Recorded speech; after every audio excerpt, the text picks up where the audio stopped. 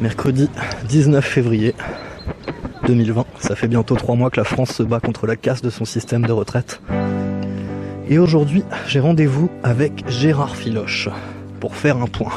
Je suis en train de me balader dans le cimetière du Père-Lachaise parce que je cherche l'inspecteur Filoche qui est venu assister aux obsèques du plus vieux trotskiste de France.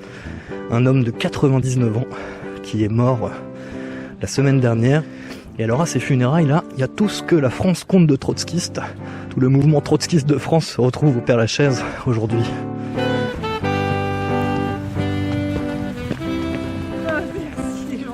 Ça va Gérard ?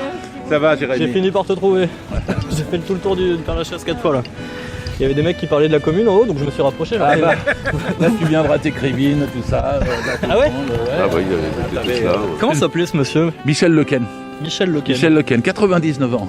Et alors, c'est pour ça qu'on s'est donné rendez-vous au cimetière du Père-Lachaise, mais aujourd'hui, on vient faire un nouveau point, 1 mois et demi après cette vue, sur la réforme des retraites. Là, on en est à une étape différente. On va aller s'installer et en parler. Commençons par le début. On s'était vu il y a 1 mois et demi à peu près. On en était à 30 jours de grève, il y avait des manifs massifs dans tout le pays. Force est de constater que ce n'est plus le cas pour le moment. La grève est en pause, les manifs unitaires et interprofessionnels sont assez espacés. Comment on va faire pour gagner Gérard là ? Je conteste la présentation. Tu contestes ma présentation ? Oui, si tu me permets. Parce que je pense qu'il y a une gilet jaunisation du mouvement syndical et une syndicalisation des gilets jaunes. C'est-à-dire qu'il y a au contraire une extraordinaire force de continuation avec une volonté de ne pas renoncer, mais en sachant qu'on ne peut pas continuer avec la grève parce qu'elle coûte trop cher et qu'on ne peut pas avoir quelque chose dans la durée qui soit tout de suite explosif. Mais tout le monde sait que l'explosion est latente, que les braises sont là et que chacun attend le moment, ce qui va être le déclencheur. Et les signes du déclenchement de la crise, on les voit partout. Je veux dire, dans la crise gouvernementale, et maintenant ils mettent le Buzyn à Paris, et, ils remplacent par un gars qui s'appelle Olivier Véran, qui met à la santé, alors que c'est le seul gars qui, en 70 ans, a osé proposer un amendement le 3 juillet 2018 pour sortir la sécurité sociale de la Constitution. C'est ce mec-là qui met à la santé. Et après, comme un jeu de quilles, de boules, ils mettent quelqu'un d'autre qui va s'occuper des retraites, tout en sortant un chiffre de leur chapeau qui dit qu'il y a 113 milliards de trous dans les retraites, mais dans les 7 ans qui viennent, en exigeant des organisations syndicales qu'elles se mettent immédiatement à trouver les milliards en question. Dans la CFDT, ils peuvent pas signer ce genre de truc, parce que quand même, là, c'est allé un petit peu loin. Donc en vérité, l'âge pivot va être à 65 ou 67 ans, et non plus à 64, comme vous le contestiez au départ. Tout ça est une somme de boules à explosion, à retard, qui est en train de prolonger l'affaire pendant que le Parlement ne peut pas discuter. C'est des anticonstitutionnels d'être pas allés au bout de la procédure. Le 17 février, la loi est arrivée à l'Assemblée nationale après 10 jours de commission.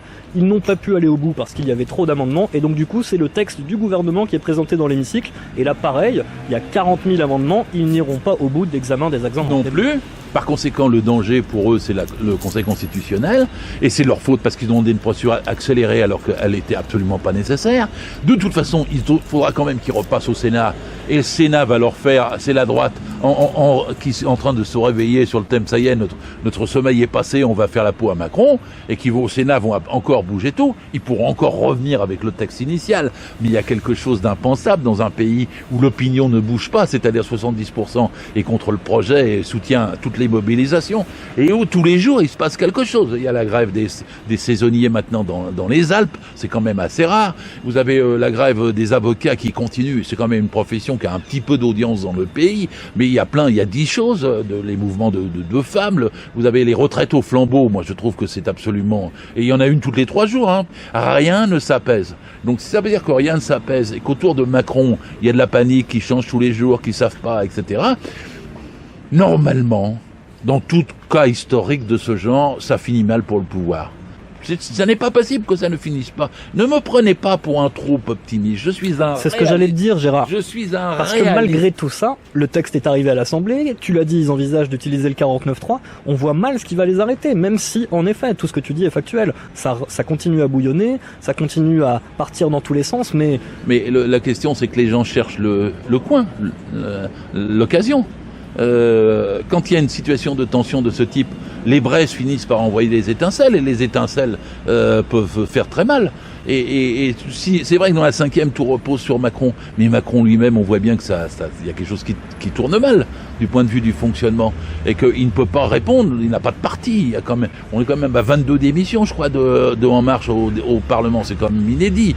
Maintenant, il n'est même plus sûr d'avoir la majorité, il va invoquer le 49-3.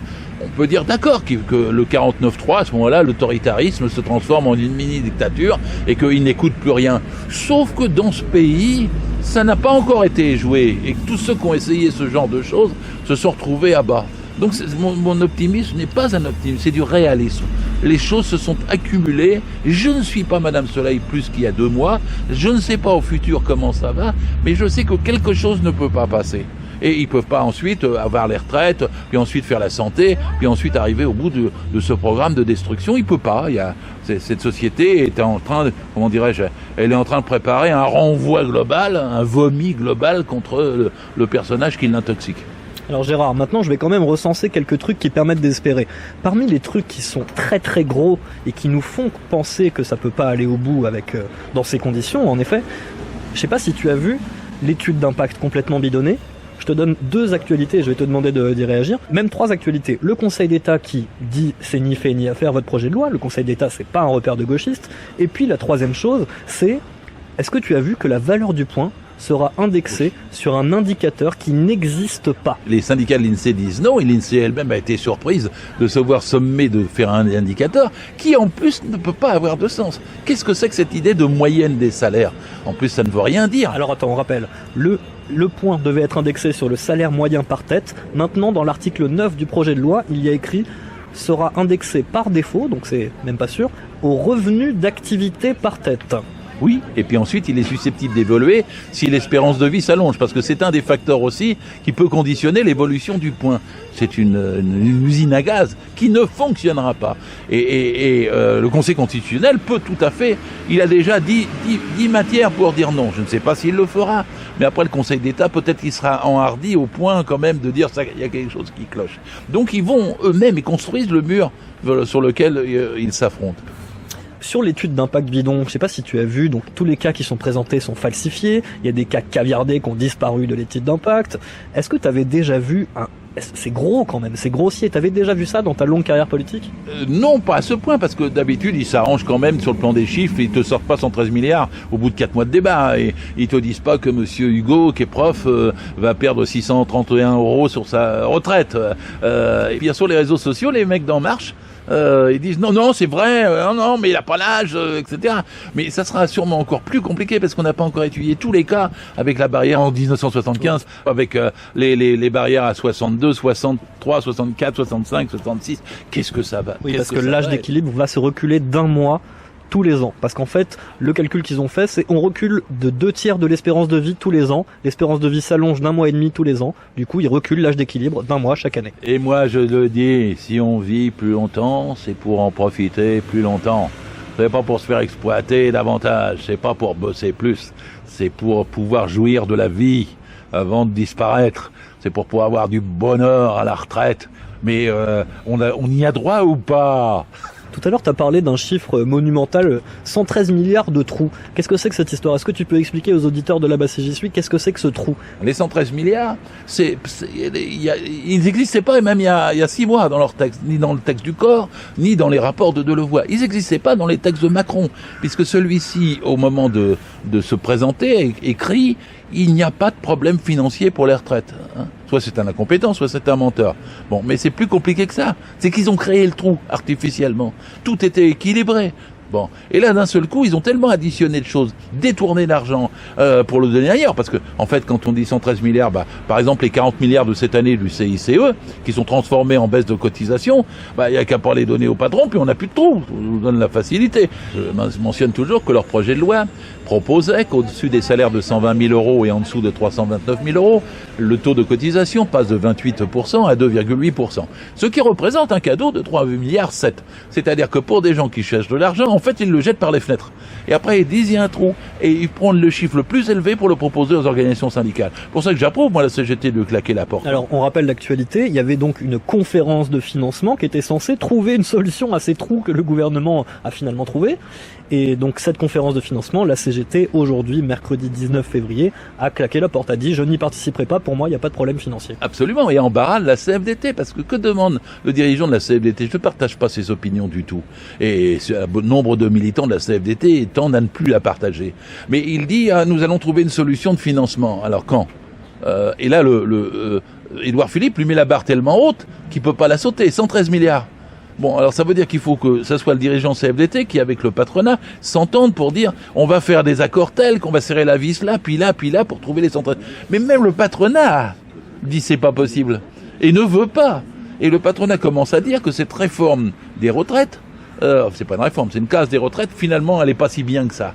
Et donc quand le patronat lui-même s'y met, et quand la droite se réveille en disant allez ni fait ni à faire, vous avez écouté Éric Woerth, c'est pas non plus quelqu'un que je porte dans mon cœur, mais qui dit il y a rien d'universel là-dedans, et qui dit ça peut pas marcher. Donc si vous avez le spécialiste des retraites de Sarkozy qui vous dit ça peut pas marcher, c'est-à-dire qu'il est pris en étau, si j'ose dire. Amateurisme, avis négatif du Conseil d'État, une pluie d'amendements, ça bouillonne encore dans le pays. Moi j'étais arrivé avec mes questions d'oiseau de malheur, mais on n'a pas encore perdu.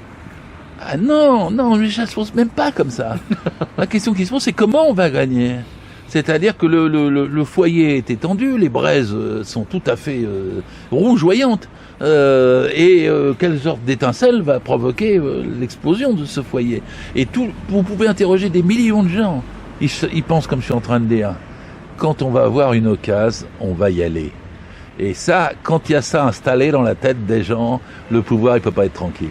Et d'ailleurs, sur les retraites, ils ont tellement vasouillé, il n'y a qu'à regarder. Ils avaient prévu que ce soit un débat après les municipales, ils l'ont fait avant. Ils avaient prévu qu'il y ait un grand débat, ils l'ont pas fait. Ils avaient donné des orientations avec Delevoye qui étaient différentes de celles qu'ils proposent aujourd'hui. Ils ont dit non aux régimes spéciaux, mais maintenant il va y avoir 100 régimes spéciaux. Il y a la Banque de France qui a obtenu le sien il y a quelques jours. Tu m'étonnes. Et ils ont aussi, sur la pénibilité, ils ont absolument pas réglé le problème. Et sont-ils passés de 10 critères à 6 critères ou à 4 critères? Personne ne le sait. Le patronat dit j'en veux pas, mais les autres sont obligés de dire, la CFDT aussi notamment, et donc là-dessus c'est pas réglé. Donc tout ça c'est une somme. Donc Macron lui-même, qui est le pivot de tout ce mal, est un fanatique, c'est un libertarien intégriste. Le but de détruire la sécurité sociale est totalement ancré dans sa tête, d'individualiser la société et de casser ce qui est collectif et profondément sa politique. Et il pense que le coup de force est nécessaire pour arriver à ça. Donc il pense ça, et il pensera ça jusqu'à ce que ça lui brûle la plante des pieds. Mais à mon avis, la braise n'est pas loin. Merci Gérard. Là-bas si j'y suis.